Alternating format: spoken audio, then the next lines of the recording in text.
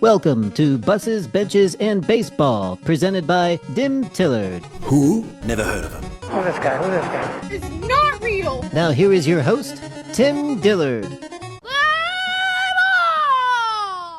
Hello, everybody, and welcome to the world's number one most unneeded minor league baseball podcast in the world. It's Buses, Benches, and Baseball. And I am your host, Tim Dillard. And I know what you're thinking. Who is Tim Dillard? But that's not important right now. We're here to talk baseball, but not just any old baseball. We're here to talk about minor league baseball. I spent many of years in the minor leagues, and the stories, the lessons, the people I was able to meet, nothing short of amazing. So it kind of helped shape who I am over the last couple of decades. And that's why this podcast exists, to tap into some professional baseball that maybe doesn't have as bright of lights as, say, Major League Baseball. So I'm glad you're here. But before we get started, here's a word from our sponsors. Hey, I'm Tim Dillard, former professional baseball player. You know, it wasn't always easy for me to stay on the field, but I had help from my friend, Ibuprofen, from the makers of ibuprofen. But now I have a desk job, so I use Ibsittin to relieve all aches and pains, mostly lower back. Ibuplan and Ibsittin could be habit-forming and not recommended for long-term use. Side effects include vomiting, warts, diarrhea, rashes, headaches, farsightedness, tooth decay, more vomiting, back boils, excessive hair growth, scabies, lack of phlegm. Some patients have seen an increase in eye boogers. Ask your doctor if Ibuplan and Ibsittin is right for you. Stay tuned for a DimStructional. Take the little end and stick it in the big end, and you know what? This is how we do it. How exactly is a rainbow made? It just does. Welcome to DimStructional. It's basically me sharing something I learned somewhere throughout my career. This one in particular is about 3 words: preparation, focus, and execution. It's why these words matter, and it's why this particular order of these words matter. And I'm going to give credit to one of my first pitching coordinators, Jim Rooney. He was a 2-time first rounder. Rooney! Rooney! Great guy, left-handed pitcher. He threw cutters in on your hands back when pitchers would take batting practice. I guess he thought it was funny to try and break our bats. He was not fun to hit off of, but he was very cerebral, loved to talk about the mental side of pitching in baseball. And one of his lessons he'd say all the time was preparation, focus, and execution. Now, the reason they're in this order is because sometimes people want to go out there and they just expect to execute without laying the foundation for that type of success. And, you know, that's actually skipping some very important steps. For me, preparation is key. Preparation is everything from getting adequate rest to making sure your equipment is ready, to eating at the right time, hydrating, all of that stuff to make sure you can go out there and focus so you can execute whatever it is. And I have found that the more detailed the preparation, the better. Like if you're a kid out there, it's not your parents' job to make sure your equipment is ready, right? It's your job. Check your gloves, see if it needs to be tuned up. Maybe it's broken, maybe it needs to be fixed. Make sure you have your belt, your socks, your water bottle. It's not a good feeling when you're scrambling around looking for your stuff minutes before game time. Being unprepared gives you some anxiety there. I mean, just make sure your spikes are cleaned up, make sure your laces are good. I remember a time in 2006, I was in AA, and it was probably 10 minutes before the game started, and I'm lacing up my spikes, and all of a sudden, like, one of the laces just breaks. There were Puma cleats, if you remember Puma. They don't make cleats anymore. This could be why. But I broke a shoelace, and I just had like instant panic. I was like, what? How does this happen? Because I used to tie them really tight, and I'd triple knot. Something about maybe falling or tripping on my own shoelaces. But either way, I took the shoelaces out of my turf shoes and quickly laced up the one. And I remember I was like, I can't let that happen again. So I started traveling with like a backup everything. I had backup belt, I had backup laundry loop, backup laces, backup jockstrap, cup, whatever it was. I was like, I'm not going to be unprepared again because it's such a terrible, terrible feeling. So kids, yes, make sure your stuff is all prepared. And for the college and pro players out there, I used to have trainers that would shut the training room down maybe 15 or 20 minutes before a game So, people panicking and running in there 5 minutes before game time, like, hey, I need a stretch, or hey, I need tape, or whatever. They would do that to make sure that you would plan accordingly. I had a trainer, one of my favorites, Aaron Hoback. He had a sign in his training room every year for years that said, lack of planning on your part does not constitute an emergency on my part.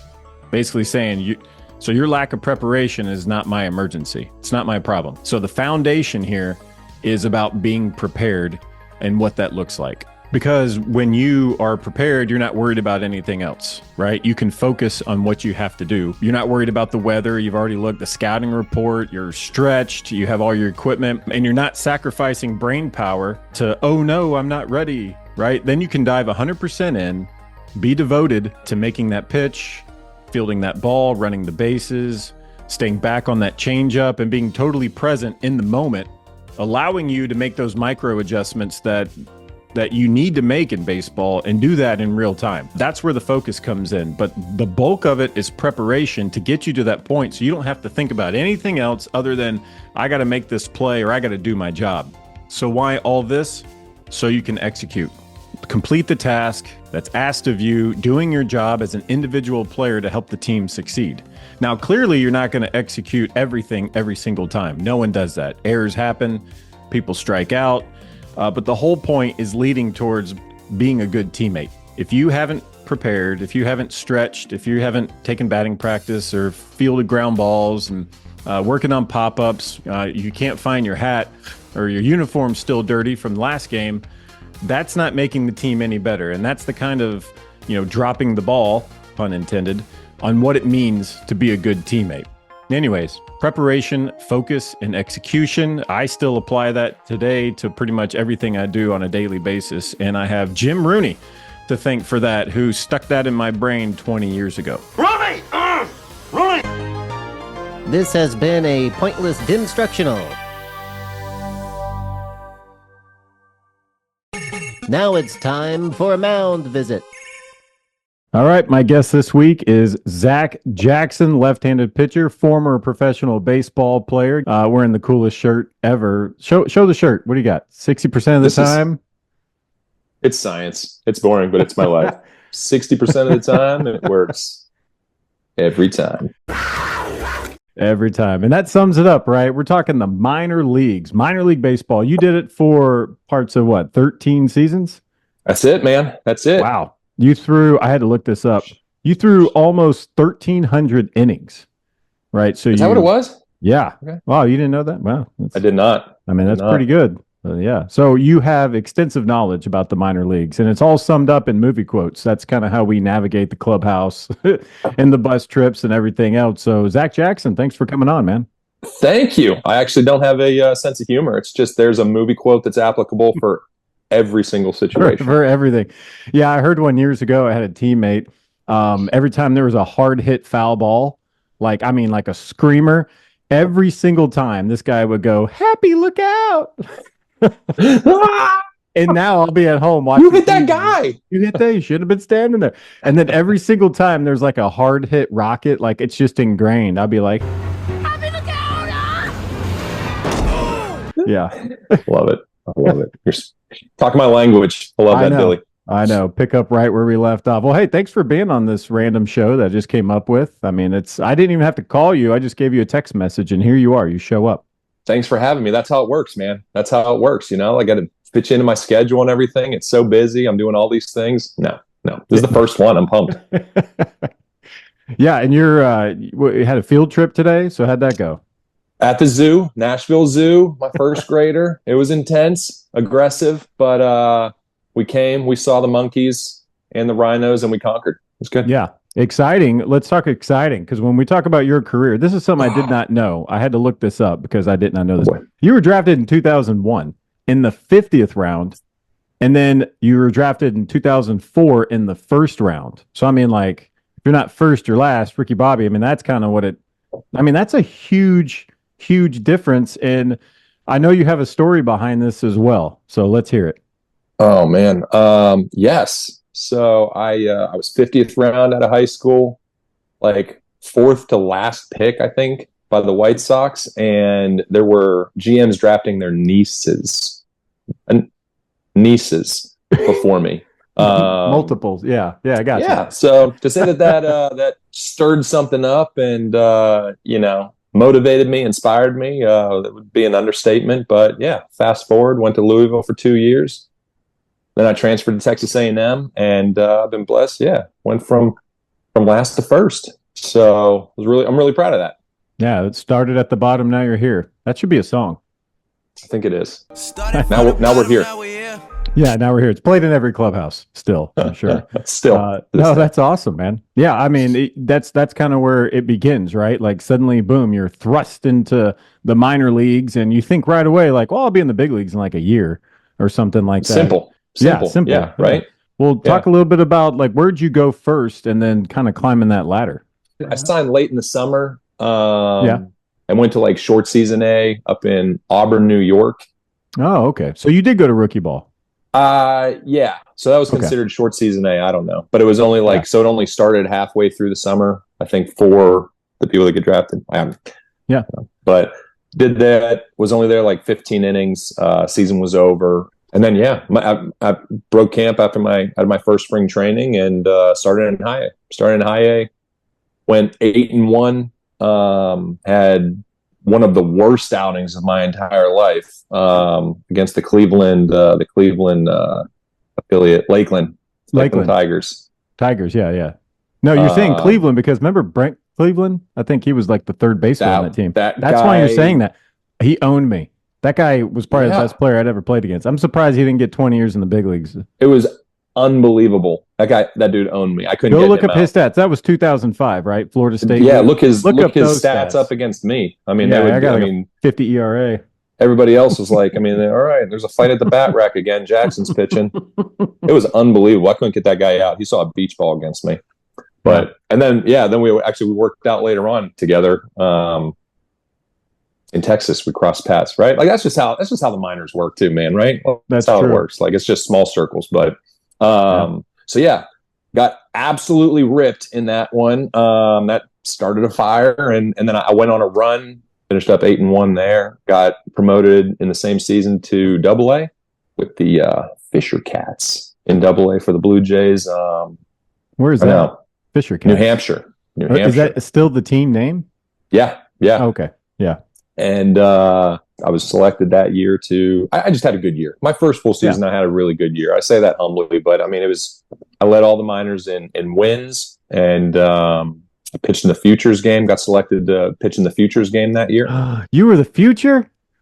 That's awesome. I was. It's like at the zoo today. I mean, we had Dippin' Dots, ice cream of the future, and that ship sailed. So yeah, and then I had 8 starts there, and then I got promoted up to AAA and finished there.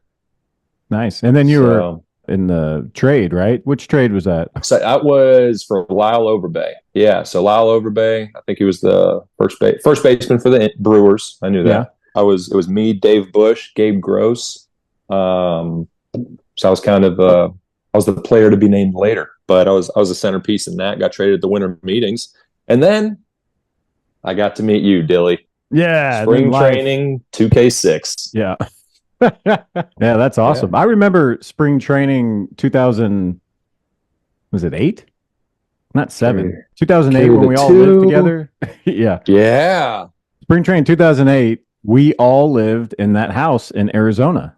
I don't even know. There was like 6 of us, 5 of us. Yeah, we played Rock Band every day. Rock Band. Board games, and we had Manny Parra in that house. Steve Bray. Was D. Felice Deefer. Yeah. Deefer was in there. R.A. Dickey. Dickey. Yeah. Man, isn't that crazy? Yeah, that was a fun time. So cooking out on the patio, playing Rock Band every day, it doesn't get much better than that. I mean, we thought we had it so bad too. You know what I mean? Like you just don't realize, not even so bad, but just like you didn't have an appreciation. You're just like, this is what we got to do, you know? Yeah. Well, this was to me, it was one of the payoffs. Like, spring training is full of hopes and dreams. And every time spring rolls around, you're like, everybody has a chance. I mean, everybody has good vibes. You're to zero. It's like New Year's Eve, right? Yep. You hit the reset button and suddenly you're like, oh, this is it. This is a new season. This is going to be my year. We're all kind of packed in there and we get to do life together. And then pick up however many years later, and you pick up right where you left off with all the cool stories and It's awesome. jogging the memory. Which brings me, I believe it's a soft J. Soft J. Which brings me to my Nashville Sounds hat. Hi-yo! We were teammates. So inside this old smelly hat is a lot of topics about the minor leagues or baseball in general. So I just want you to randomly come up with a story of the first thing you think of when I draw one of these out, okay? Let's do it. Is that all right? Okay. Number one. I like it. Ooh, I like it. Warm-up song. What was your warm-up song when you graced the bump? Warm-up song. Probably had several. I did have several. I mean, you had several, right? Mm-hmm. I had some grits. Ooh, ah. Had that one once. You going to sing it for us or no? No, I'm not going to sing it. Get out of here. Get out of here. I just depend on the year, I've had some really, really bad ones before, but like NSYNC, Backstreet Boys. Insane. It just doesn't seem like a very good warm-up song. Like I know, I'm not going to get you. I know, right? You're on the mound, right? And a warm-up song's a big thing. You come out to the mound and you kind of want the hitter to be like, man, this dude's it sets a little the tone, intro, sets the tone. This guy's kind of angry. Maybe come out to some Slipknot, and they're like, man, this guy's a little over the top. This guy's got. I'm not going to dig in too much. This guy's got a screw loose. Got an edge to him, but you don't want to come out with something too like melancholy, I guess, because then you're like, oh, this guy really. So you kind of have to be careful when you're picking that. Speaking of melancholy, I do have a story. This is what popped in there for whatever reason, but Dave Krenzel, remember, he would come out to all the hard stuff, just like screaming, and somebody switched it one time, and somebody called up and said, hey, whenever Krenzel comes up to bat, you got to play Sarah McLachlan. And he goes up there and in the batter's box, just both hands on the knees and just horse laughing. I think he hit a double. He hit a double or a tater, one of the two, but it worked. It's only weird if it doesn't work, but that's crazy. That's crazy. Was it the Adopt a Pet commercial song? Yeah, that's exactly what it was. That's exactly what it was, man. Yes. Everyone left the game and went to go hug their pets. Dozens of people at Greer were horse laughing. Dozens. Oh, yes. The stadium before they tore it down. Well, that's great cool. Stuff. Great stuff. Did you have a warm-up song in the big leagues? Whatever they gave me. I don't think I stayed there long enough to do that. I don't know. Yeah, that's me too. People ask me all the time. Like, what was yours? What was my warm-up song in the big leagues? And I would come out to the mound, and I usually remember, now pitching for the Brewers, Tim Dillard. And it was like, by the way, kids eat free on Tuesdays between, SpongeBob. I came out to announcements.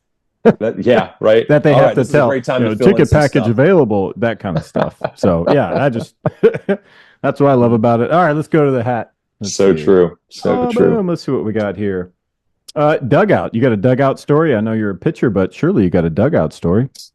Dugout story. I mean, as pitchers, you know how it was, and you raked too. You're just, hey, I'm not pitching. I'm not starting today.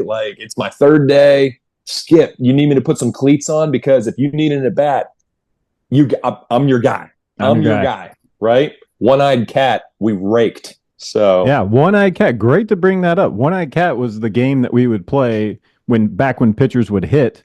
Instead of having conventional batting practice, we'd play the game One-Eyed Cat, where relievers versus starters, and then maybe they would get the long relief guy of the bullpen.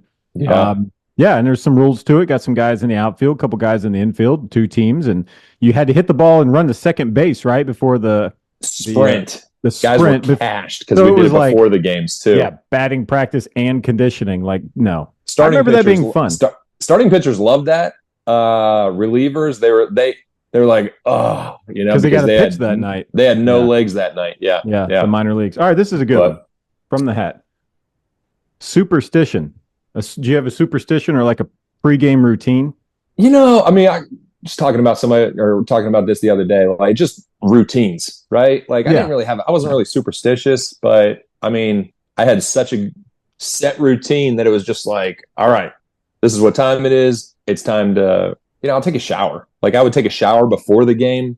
I don't know if that's weird or normal or what, but it did. It just kind of reset things. Here we go. Didn't matter how like before I pitched, right? Before I pitched, like, it didn't matter how good or bad, my warm-ups were or my work was for that week. Like, it just like set a reset, like hit the reset and, just kind of clear my mind, get my mind right after going over scouting reports and stuff, but not really any like superstitions. I was a high stock guy though. I think you were a high dogs guy too. Pants up. Yeah. Pants up, man. I mean, well, that was mandatory. That was mandatory in the 22nd timeout too. It was not. Yeah. It was not like pants up over the knee at the quad. Yeah, over the knee at the quad either. Pence? Yeah, normal pants up. Not a huge fan, but yeah, I like the pants up, not above the knee, but like normal pants up. Like normal I just thought it. Up.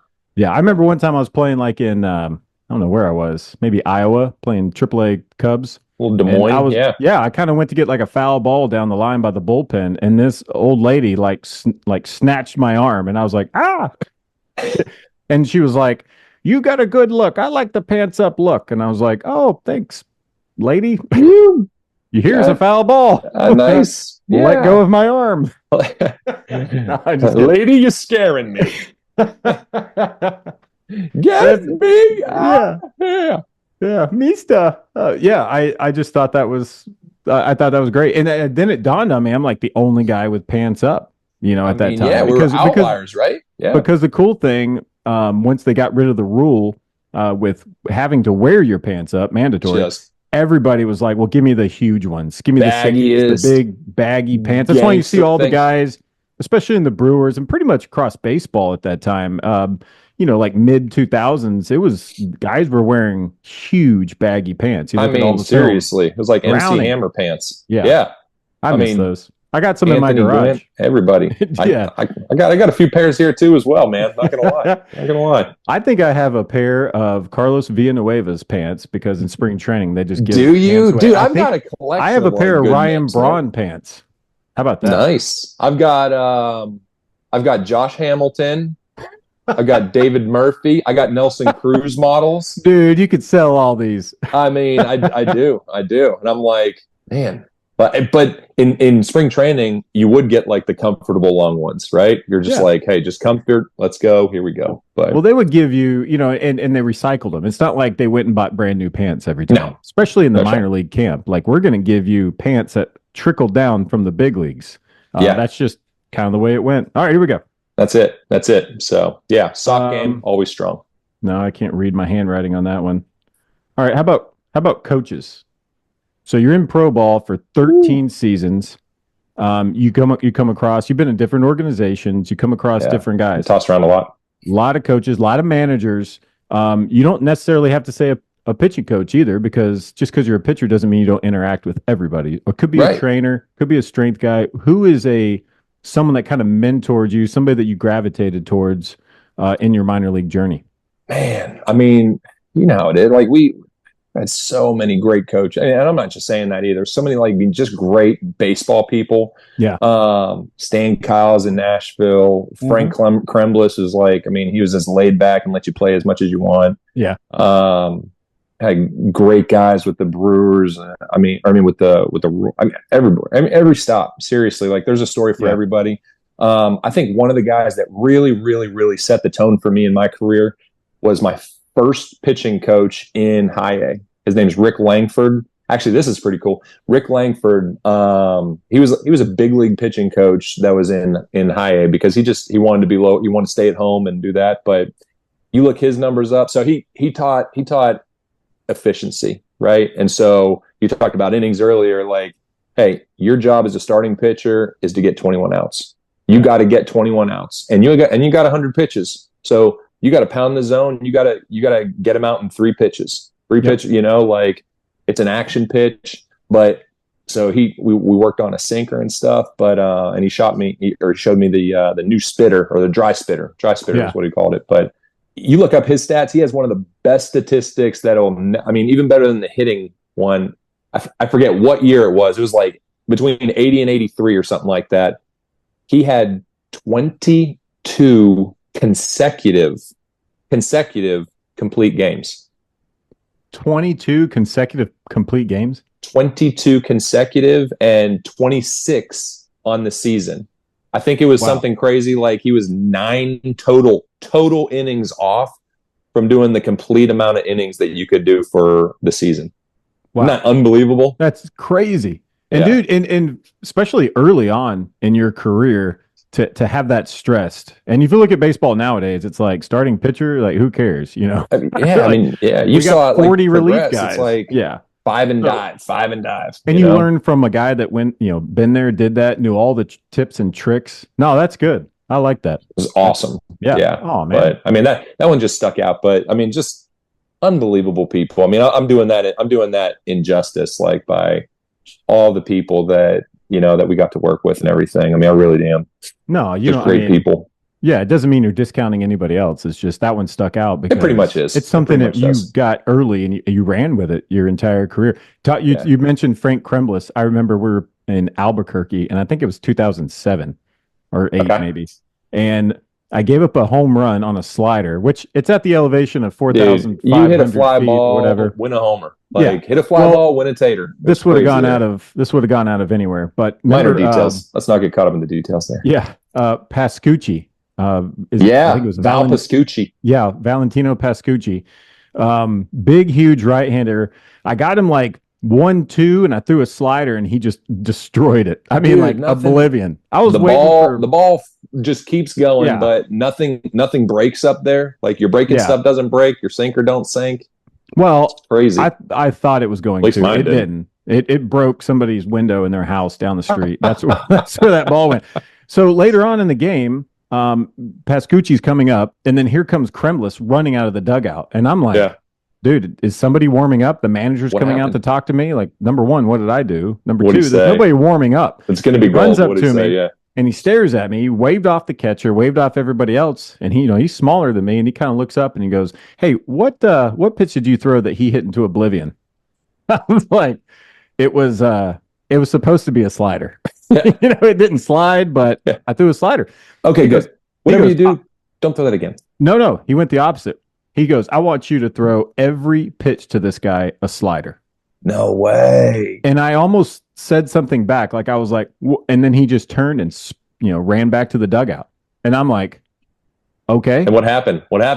I got him to pop up to the catcher on the 4th slider. So I think what he was teaching in that moment was like realizing what the minor leagues is. It's about getting your game right. And it's about learning on the fly from batter to batter, deeper into ball games. He's a manager, and so he's seeing the game for what it is rather than what's exactly happening on the mound. And he gave me a safety net too. I learned a lot from that moment just because it's like, hey, if he hits this way gone, it's on me.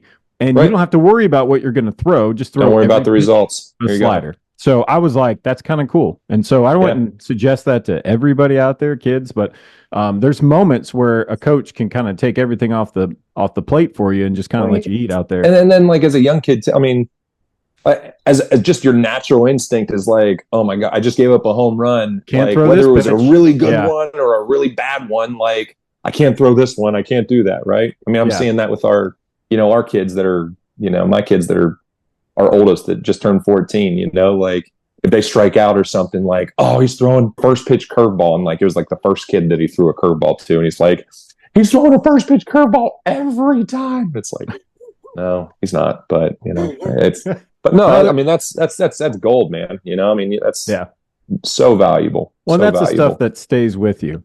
Yeah. And that's actually the one I just drew out. This one's, speaking of staying with you, you ever wake up thinking you're still playing professional baseball?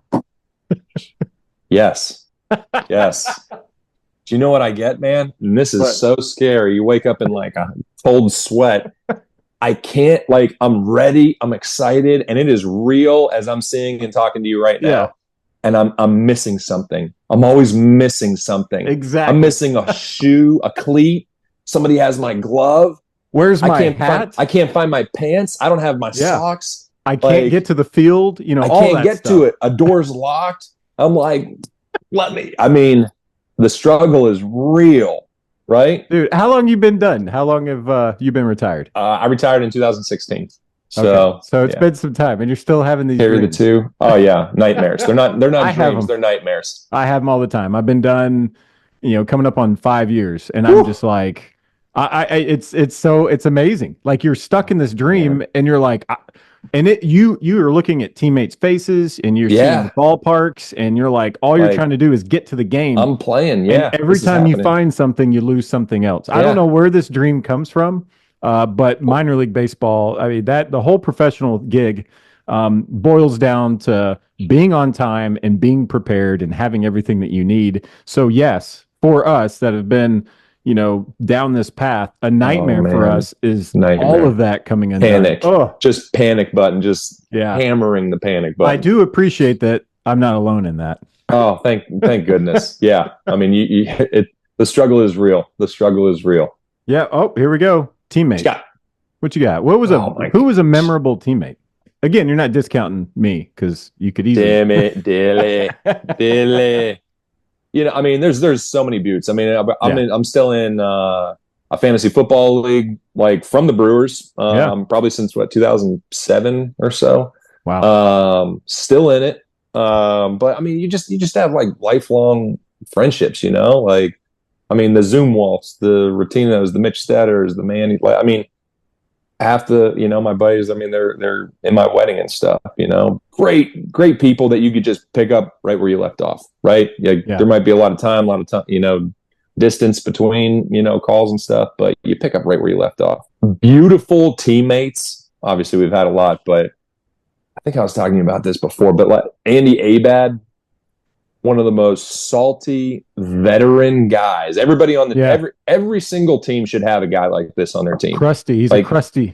Oh my gosh. And you talk about one-liners that are just beautiful. Like I was gonna say, he had all the jokes. Andy Abad. My gosh. We thought he was on his way out when we were around. Like he'd been playing like 20 years. I think he had some big league time. What'd he say? Like, check the program. I've been raking since I was born. I mean, it's just well, we called him Peace, because he had to get to the field early. Yeah. So Pax, our trainer, could kind of piece him together to get him ready for the game. Peace. And everything was a piece. Peace. Yeah. Hey, Peace? Where's my piece? There's Peace. Hey, Peace. What's up, Peace? There you go. And he was one of the most professional players. I mean, as much as he joked around and he had all this stuff, these antics in the clubhouse, which I absolutely loved. Unbelievable. I remember in that bat where he was DHing. And there was man on second, leadoff double, and he was batting next. And it was a pivotal moment in the game. It was late in the game. Yeah. And I think he's a left-handed hitter. He jumps across the plate and hits a ball that was in literally the right-handed batter's box and pulls it to first. For some reason, I think I remember this. Yeah, to get the guy over from second to third. And at AAA, when you haven't been playing, at that high level, some of these guys, a lot of the guys have big league time. They've been around a long time. And then here comes a guy along that shows you what the game is supposed to look like. Because you don't get that in AA because everyone's kind of working their way up still. Yeah. And the guys in AAA kind of plateau. And you can be selfish. You can be a selfish teammate, or you can show everyone else how it's done. And I remember that dude was batting like 315. He was hitting almost 330. Yeah. But he was hitting well. Start every time either. He knew his role. Yeah. Like he's like, hey, there's prospects that are going to be starting and getting their at bats, and I just got to be ready. Right. And he gave up that at bat 17 years ago. Yeah, 17-ish years ago. Carry the two. And I'm still thinking about that. Like I can still remember that when I hear his name, Andy Abad. The guy was a pro. He played the game the right way. So, he was a pro's pro, man. Yeah, I mean, he was good. That's a good one. He was a breath of fresh air that just like kept you. He reminded you that like, hey, it is a team. It is a team game, right? Because in the minors, like that's a real thing too. Is like it's a very selfish. Like you get. Hey, we lost. We lost 9-6, but I went 3 for 4 and got 3 hits, like whatever. Right. I mean, it's like, no, it's a team game too, but he was beautiful. And he had a great, road trip, movie lineup that he liked also. So he always had some good options of movies. Yeah. Well, I mean, you got to have someone to break up the monotony of what every single day could be. Yeah, and those are the best clubhouse guys. And ironically, a lot of those he'd make light of every situation, everything. Right? He would diffuse anything that would go on, because when you get all these people stuck in doing life together for so many months, things can escalate. Guys can get heated at one another. And for sure, you're on the mound, and some dude stayed out all night and he's hungover and he boots a ball. right? And the pitcher could yell at him and be like, man, they're like, it's not my ERA. Right. Yeah. And that guys happens. get mad because this is their livelihood. You got to have someone that can step in and kind of diffuse this stuff and put things in perspective. And yeah, he did. He had a way of doing that. Was a good one. He had a way of doing that. Yeah. And that kind of brings me. So this one right here, intangibles. That's all I wrote on this one. Intangibles. Of like, because we all know about ability. Hey, you got to run fast, jump high, throw the ball, swing the bat, all that kind of stuff. But what sets some players apart from other players? How do you stay long in this game in whatever facet that is, minor leagues or amateur or whatever? Just consistency, right? Consistency, that grit, that grind, that want to. I mean, I know that sounds cliche and everything, but and being a good teammate, right? Like, and that's what I love about. I mean, even everything that you learn from, and I'm probably not answering your question, but I am going to take this to a different spot here. But I mean, even after baseball, like just playing baseball and being in the minors and like a clubhouse, like it helps you with life, like moving forward after baseball, right? Like, and these are the like when you said intangibles, I was like, all right, perfect, like selling yourself, right? Like if you're going to interview for some, like you know how to be part of a team, right? Like every walk of life, whether you were, like doesn't matter, if you're from Asia, Mexico, Dominican, United States, like it doesn't matter what your background is too. Like you gotta get along with everybody and find a way to do that. And you accept everybody. You gotta compete, you gotta be competitive, right? Like, I mean, even after I retire, I mean, I'm into my second career and everything. And it's like, and in sales, and it's just being a person, not burning bridges, competing to try to be the best. I mean, there's so many things that are applicable from baseball into life. And I'm not even doing a justice of all the things. If you have an interview or something, it's like, hey, look, they're like, hey, you don't have experience doing A, B, or C. And it's like, well, actually I do. You don't have sales experience. And it's like, we sold ourselves for 13 years, and we tricked a lot of people, Dylan. For very little money. Yeah. I kept getting a job, very little money. No, I think the skills that you learn, even at a young age, you're playing sports with your friends in a team environment, because you do, like when you said be a person, it's like you got to learn how to function in every situation with others, right? Yeah. Like you got to play in the sandbox with everybody. You're not just, you're not by yourself in this world. So all of that stuff applies to everyday life. It just, for us, for a long time, centered itself around baseball.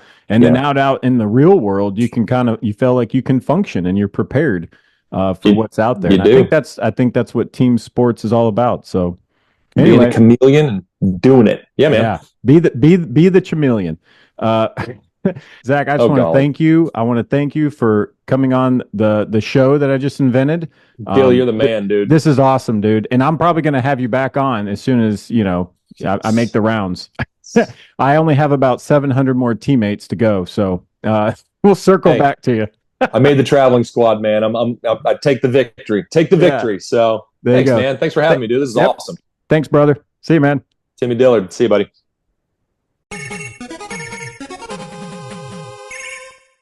Well, that's all for this week's episode of the world's #1 most unneeded minor league baseball podcast in the world. Buses, benches, and baseball. I'd like to thank my dozens of listeners out there for tuning in, and also remind you that you can watch the show on YouTube, as well as listen on Apple Podcasts, Spotify, and Amazon Music. And hey, maybe subscribe. Perhaps download. Maybe think about leaving a 5-star review, at least a nice one anyway. Don't leave bad ones. That's not nice. And of course, be sure to follow on social media at Dimtillard Show on Twitter, Instagram, and Facebook for your chance to win a pointless prize pack courtesy of whatever random stuff I throw into a box and send you if you win. And you can also shop at dimtillard.com under the link Buy My Crap. You'll find some cool stuff in there.